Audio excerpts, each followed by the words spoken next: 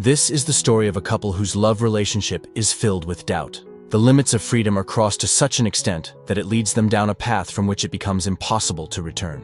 On one side is Rosie, who has shaken the foundation of their relationship by misusing her freedom. And on the other side is Jack, who tries his best to save his family from falling apart, but ends up getting trapped in a situation that becomes increasingly difficult to escape. The story begins by showing a man named Jack cycling through a forest on his way home. When he arrives, he sees his beautiful wife, Rosie, sitting on the stairs, staring at him intently. Jack asks her what's wrong, but Rosie simply gives him a faint smile and walks away to her room without saying a word. Later, Jack and Rosie leave their daughter Trixie with a babysitter as they prepare to attend a party. Rosie starts getting ready for the evening, and Jack lovingly helps her put on her shoes. Watching this moment, it seems as if there is deep love between the two, but the reality of their relationship is far more complicated, something that will soon unfold.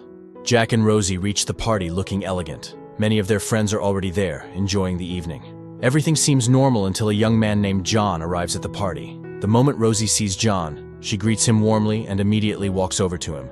Jack notices this, but stays silent. Rosie then takes John outside the party to a secluded spot, and the two begin kissing passionately. Jack watches this entire scene from a window, but chooses to walk away without confronting them. He is already aware of his wife's extramarital affairs and has silently endured them for some time.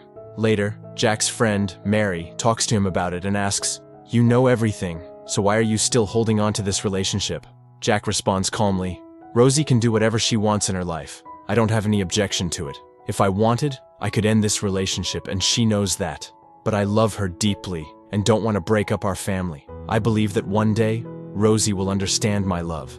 After this, Jack grabs a drink from the bartender and heads to a private room. Shortly after, John follows him there and with an air of arrogance says, "I want to thank you for your hospitality. It's truly impressive. Most husbands would get jealous seeing their wives with someone else, but you're extraordinary." Jack remains composed and calmly responds, "Have you ever heard of Martin? He disappeared some time ago. He was a good friend of Rosie, just like you. He used to follow her around constantly, and one day I got so angry that I killed him. Nobody has found his body to this day." John, startled by Jack's words, looks visibly shaken but tries to compose himself. "You must be joking," he says nervously. Jack replies with a cryptic tone, "That depends on how you choose to take it." Frightened, John quickly leaves the room. Rosie notices him leaving and tries to stop him, but John makes an excuse and rushes out of the party. After the party, Jack and Rosie head home. On the way, Rosie asks, "What did you say to John that made him leave so suddenly?" Jack lies, saying, "I didn't say anything to him that would make him leave." The next day, Jack drops his daughter off at school and runs into one of his friends, who jokingly asks, "So, have you started killing people now? That's all our friends are talking about." Jack laughs and responds, "John must have spread this. I was just joking with him, but he got really scared."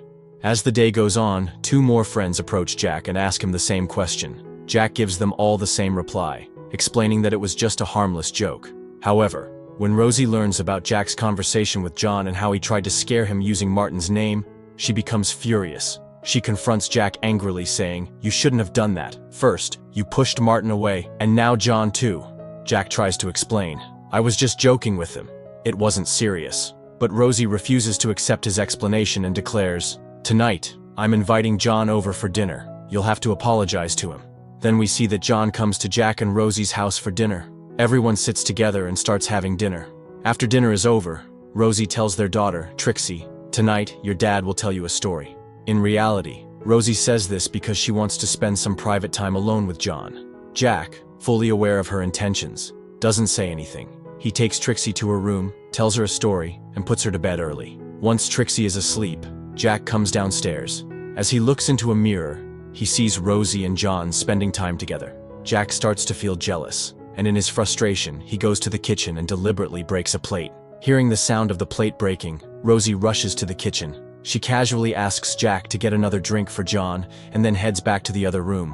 Jack picks up a drink and takes it to John. While handing the drink to him, John, still uneasy about Jack's earlier murder joke, confronts him saying, "Don't you think you should apologize to me for that murder joke?" This time, Jack changes his tone and responds seriously, "Actually, the murder joke wasn't a joke. I really killed him by hitting him on the head with a hammer. And now, no amount of apologizing will bring him back." Hearing this, John becomes terrified, and he quickly leaves the house. But the question remains, was Jack telling the truth about the murder, Or was this just another way to scare John? This mystery will be revealed soon. In the next scene, we see Jack and his family at another party, where their friends and many other people are also present. At the party, Jack meets a writer named Mark, who is the husband of Jack's best friend, Kelly. Mark is often out of town because of his work. Jack and Mark start talking and quickly delve into personal topics. Mark asks Jack about his work, to which Jack replies, "I'm retired now. I do a little bit of work here and there, but mostly I spend my time cycling." Rosie, overhearing the conversation, adds something unexpected. She reveals, Jack actually developed a microchip that the military uses in their drone systems. It helps them hit their targets with incredible precision. This revelation surprises everyone at the party. Until now, no one had realized that Jack wasn't just a calm and composed man, but also a genius engineer and a wealthy, successful individual. However, despite all of Jack's achievements, the sad reality is that he lacks peace and happiness in his life. After all, no amount of success or wealth can make a man truly rich without the loyalty and support of a loving wife.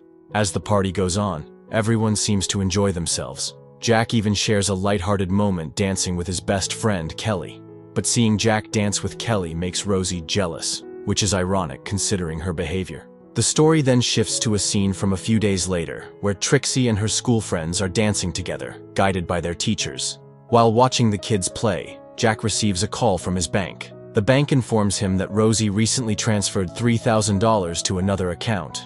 Curious and concerned, Jack asks for more details. He learns that the money was transferred to a bank account under the name Charlie. After hearing from the bank that Rosie's money has been transferred to a boy who plays live piano, Jack quickly pieces it all together. He realizes that Rosie has found a new boyfriend since John left her. Determined to find out more about this boy, Jack starts looking for him. One evening, Jack goes to a restaurant where live piano sessions are held. As he enters, he spots Rosie sitting there, deeply engrossed in the music being played. Watching her, Jack immediately understands that the pianist is the new boy in her life. After this discovery, Rosie's behavior begins to change noticeably. She starts coming home late at night more often, making it obvious that her relationship with Charlie has become serious. Jack feels jealous and deeply hurt by this, but he chooses not to confront her. Then one night, Rosie doesn't come home at all. The next morning, when she finally returns, Jack loses his patience. Angry and frustrated, he demands, "Where were you all night? You have a family, a 6-year-old daughter, and responsibilities. And why did you transfer so much money to this boy named Charlie?" But Rosie, completely unaffected by his anger, calmly begins to explain where she was and who she was with. She does this deliberately, knowing full well that Jack is jealous. Rosie is confident that no matter what she does, Jack will never leave her, and she uses this to her advantage. In the next scene, we see a pool party hosted at the house of Jack's friend, Miles. Rosie invites Charlie to the party as well. As soon as Charlie arrives, Rosie becomes glued to him, openly showing affection. She introduces him to everyone at the party, and Charlie starts playing the piano. The guests, including Rosie, become excited and start dancing to his music. Jack, however, is visibly uncomfortable with everything, but despite his feelings, he keeps quiet. Later, Rosie introduces Charlie to Jack as her new friend. Jack, trying to maintain his composure, talks to Charlie briefly before walking away. That night, Jack looks around for Rosie inside the house. As he searches, he spots Rosie secretly leaving a room. It becomes clear to Jack what Rosie and Charlie had been doing inside. Later, Jack sees Rosie and Charlie in the pool, bathing and laughing together with the other guests. But their behavior towards each other is far too intimate, making Jack's anger boil inside him. Yet again, he suppresses his feelings and keeps silent. Suddenly, it begins to rain heavily, and the guests all rush inside one by one. Jack is the last to enter the house. Inside, everyone gathers in the kitchen, preparing food and enjoying themselves. A little while later, Rosie steps out to look for Charlie. Moments later, her terrified scream echoes through the house. Everyone rushes outside to find Rosie standing by the pool, staring at Charlie's lifeless body floating in the water. Panicking, the guests pull Charlie out of the pool and try to revive him with CPR, but their efforts are in vain. Charlie is already dead. The police arrive shortly after to investigate the incident. As the officers begin questioning everyone, Rosie, furious and emotional, accuses Jack of killing Charlie. She yells, "It's him! Jack killed Charlie." The other guests intervene, trying to calm Rosie down. They tell the police, "The relationship between Jack and Rosie hasn't been good lately, and she's just saying this in anger. When it started raining, Jack came inside with the rest of us. He couldn't have done this." Since there's no evidence or witnesses against Jack, the police take him aside for questioning in another room. After a brief interrogation, they find no reason to hold him and let him go. But this incident drives an even deeper wedge between Jack and Rosie. Rosie becomes more distant, and the tension between them escalates. A few days later, we see Jack cycling alone. As he rides, memories of the night Charlie died flood his mind. It is revealed that Jack indeed killed Charlie by drowning him in the pool. Consumed by jealousy and anger, Jack had taken this extreme step. His thoughts spiral as he imagines what Rosie and Charlie might have been doing alone that night. He has cleverly eliminated Rosie's lovers one by one, ensuring no one discovers his dark side. In the next scene, we see Jack dropping Trixie off at school. As he leaves the school, Jack's friend Kelly arrives and meets him. She hesitates at first, but eventually says, "I don't know if I should tell you this, but Rosie came to our house the other day. She and my husband, Mark, have hired a private detective to follow you. After Charlie's death, she started suspecting you." Jack's expression remains calm, but it's clear he is furious inside. Later, he invites Mark and Kelly to dinner at his house. During the evening, he takes Mark to another room where he keeps his collection of snails. As they talk, Jack calmly yet threateningly tells him, "Stop letting Rosie manipulate you into putting detectives on me. You were there that night, Mark. Do you really think I killed Charlie?" Mark doesn't give a direct answer, but his silence speaks volumes. Jack knows that Mark isn't going to let this matter rest easily. Mark is a writer, and his interest in Jack's personal life is more than just casual curiosity. He's fascinated by the drama and tension, and sees this as the perfect opportunity to write a sensational crime story based on Jack's life. The story moves forward, and one day, Jack learns that Rosie has found another new boyfriend, Tony, a college friend of hers. Jack starts noticing that they are spending more time together and growing closer. One day, Tony comes over to their house to meet Rosie. Jack is home as well and immediately picks up on the situation. They all sit down for dinner together, but Jack can't stop observing Tony and Rosie's behavior. After dinner, Tony seizes an opportunity and sneaks into Rosie's room, where they start getting romantic. Jack, as usual, is secretly watching everything. This time, however, Rosie catches Jack watching them, creating an awkward and tense moment between them. The next day, Jack follows Tony in his car. Jack drives up to Tony and casually says, "Hey, Rosie's been trying to reach you. She might have something important to talk about. Come with me, I'll drop you off." Tony, unsuspecting, gets into Jack's car. But instead of taking him to Rosie, Jack drives to a secluded area deep in the forest where no one else is around. Once they arrive, Tony steps out of the car and asks, "What are we doing here?" Without responding, Jack picks up a stone and strikes Tony on the head. Before Tony can react or defend himself, Jack grabs a larger stone and hits him again. Tony loses his balance, stumbles into a ditch, and dies instantly. Jack climbs down into the ditch to ensure Tony is truly dead. After confirming, he ties heavy stones to Tony's body. While doing this, Jack finds Tony's wallet, which he keeps for himself. He drags Tony's body to the river, submerges it, and ensures it sinks out of sight. Satisfied that no one will find the body, Jack leaves the area. The next morning, Rosie and Trixie are preparing for a picnic. When Jack comes home, Rosie asks, "Would you like to join us?" Jack agrees, pretending to be excited, and asks, "Where are we headed?" Trixie enthusiastically replies, "We're going to the forest side nearby." Jack's heart skips a beat. This is the same forest where he disposed of Tony's body. In the next scene, we see Jack, Rosie, and Trixie at the forest picnic spot. Rosie, unaware of Jack's turmoil, seems genuinely happy and engages him in a conversation. She asks, "Why do you still want to stay with me, Jack? One after the other, people are leaving me, yet you remain." Jack, staying composed, replies romantically, "I don't know why, but all I want is to spend my entire life with you." They grow closer, sharing a brief moment of intimacy. Just then, Trixie calls out to Jack, "Dad, come here." Jack hurries over to her. Trixie points toward the riverbank, saying, "The dog isn't moving away from that spot." Jack follows her gaze and freezes. To his horror, he notices that Tony's body, which he had carefully hidden, is now partially visible above the water. Anyone passing by could see it.